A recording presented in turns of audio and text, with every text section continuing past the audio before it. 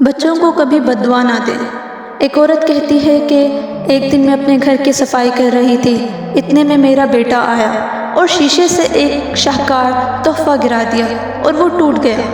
میں اس سے بہت ناراض تھی کیونکہ یہ بہت مہنگا تھا اور میری ماں نے مجھے دیا تھا اور میں اسے پسند کرتی تھی، اسے اپنے پاس رکھنا چاہتی تھی۔ میں نے غصے سے اسے بلایا اور کہا، میرا رب ایسی دیوار گرائے جو تمہاری ہڈیاں توڑ دے۔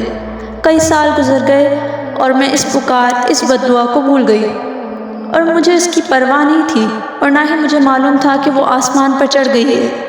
میرا بیٹا اپنے بھائیوں اور بہنوں کے ساتھ پلا بڑھا اور وہ میرے دل میں بیٹوں میں سب سے زیادہ پیارا تھا۔ میں اس کو ہوا لگنے سے بھی ڈرتی تھی۔ وہ میرے لیے اپنے بھائیوں اور بہنوں سے زیادہ نیک تھا۔ اس نے تعلیم حاصل کی، گریجویشن کیا، ملازمت حاصل کی اور میں اس کے لیے بیوی تلاش کر رہی تھی۔ اس کے والد کی ایک پرانی عمارت تھی اور وہ اسے گرا کر دوبارہ تعمیر کرنا چاہتے تھے۔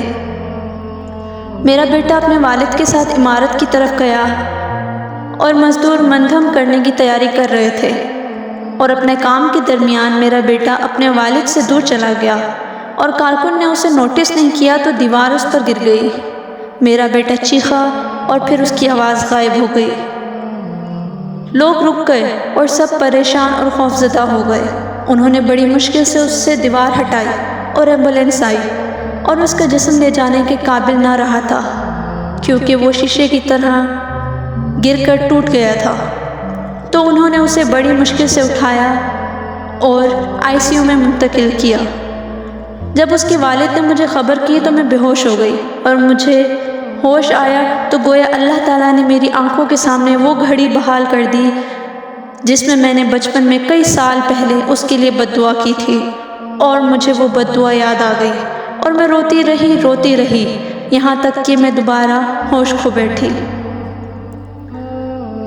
جب ہسپتال میں مجھے افاقہ ہوا تو میں نے اپنے بیٹے کو دیکھنے کے لیے کہا۔ میں نے اسے دیکھا اور کاش میں نے اسے اس حالت میں نہ دیکھا ہوتا۔ ان لمحوں میں دل کی دھڑکن رک گئی اور میرے بیٹے نے آخری سانس لی۔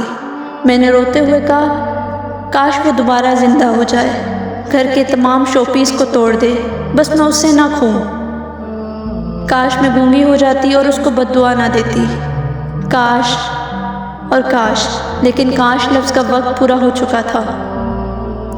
ایک شخص عبداللہ بن مبارک رحمۃ اللہ کے پاس اپنے بیٹے کی نافرمانی کی شکایت کرنے آیا۔